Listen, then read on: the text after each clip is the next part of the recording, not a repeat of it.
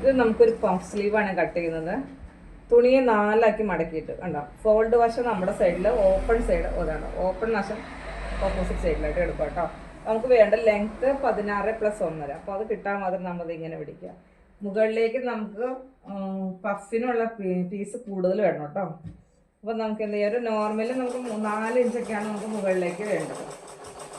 3 കഴിഞ്ഞാൽ പഫ് കുറയും. അപ്പം ഞാൻ ഇവിടെ തയ്യൽ ഇത്തിരി കുറയ്ക്കാം. അതുകൊണ്ട് 4 ഇഞ്ച് മുകളിലെടുക്കാം. അതിനുശേഷം നമ്മുടെ സ്ലീവിൻ്റെ മുകളിൽ നോർമൽ സ്ലീവ് നമ്മൾ എങ്ങനെയാണോ മാർക്ക് ചെയ്യുന്നത് അതുപോലെ മാർക്ക് ചെയ്തെടുക്കാം കേട്ടോ. നോർമൽ സ്ലീവ് എങ്ങനെ മാർക്ക് ചെയ്യുന്നത്, ആംഹോൾ ലെങ്ത് എൻ്റെ സ്ലീവിൻ്റെ ഒരു ചാനലൊക്കെ ഇട്ടിട്ടുണ്ട്. സ്ലീവ് ചെയ്യുന്ന നല്ലൊരു ചാനലുണ്ട്. അപ്പോൾ നിങ്ങളത് കയറി ചെക്ക് ചെയ്ത് അതിനകത്ത് കറക്റ്റായിട്ട് സ്ലീവിൻ്റെ മെഷർമെൻറ്റ് പറയുന്നുണ്ട് കേട്ടോ. ഇങ്ങോട്ട് നമ്മൾ 3.5 ഇഞ്ച് മാർക്ക് ചെയ്തതിന് ശേഷം ഈ പോയിന്റിൽ നിന്ന് ഇതിലേക്ക് ക്രോസായിട്ട് കൊടുക്കാം. എന്നിട്ട് ഈ പോയിന്റിൽ നമ്മൾ 1.5 ഇഞ്ച് സാധാരണ ചെയ്യുന്ന പോലെ തയ്യൽ തുമ്പ് മാർക്ക് ചെയ്തിട്ട് 1.5 നിന്ന് മിഡിലേക്ക് വന്ന് 4 ഇഞ്ച് താഴെ കൂടുതൽ വരും നമ്മുടെ തയ്യൽ തുമ്പിലേക്ക് ഷേപ്പ്, സാധാ ഷേപ്പ്. നോർമൽ സ്ലീവിൻ്റെ അളവ് ഇതുപോലെ. നോർമൽ സ്ലീവ് നന്നായിട്ട് വീഡിയോ ചെയ്തിട്ടുണ്ട് കേട്ടോ. നിങ്ങൾ കയറി ചെക്ക് ചെയ്ത് തരാം. ഒന്നാമത് പഠിക്കാൻ പറ്റുന്നത് കേട്ടോ. ഇനി നമുക്ക് വേണ്ടത് കൈയുടെ അടിവണ്ണം.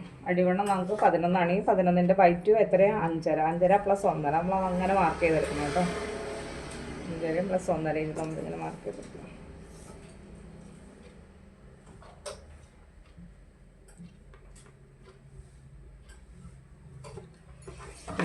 സാധാ സ്ലീവ് നമ്മൾ ചെയ്തിട്ടതിന് ശേഷം നമുക്ക് മുകളിലേക്ക് പഫിനുള്ള മാർക്ക് ചെയ്യാം. എന്നിട്ട് മുകളിലെ പഫ് വീതിയും ഞാനിവിടെ 3 ഇഞ്ച് എടുക്കുന്നുള്ളൂ കേട്ടോ.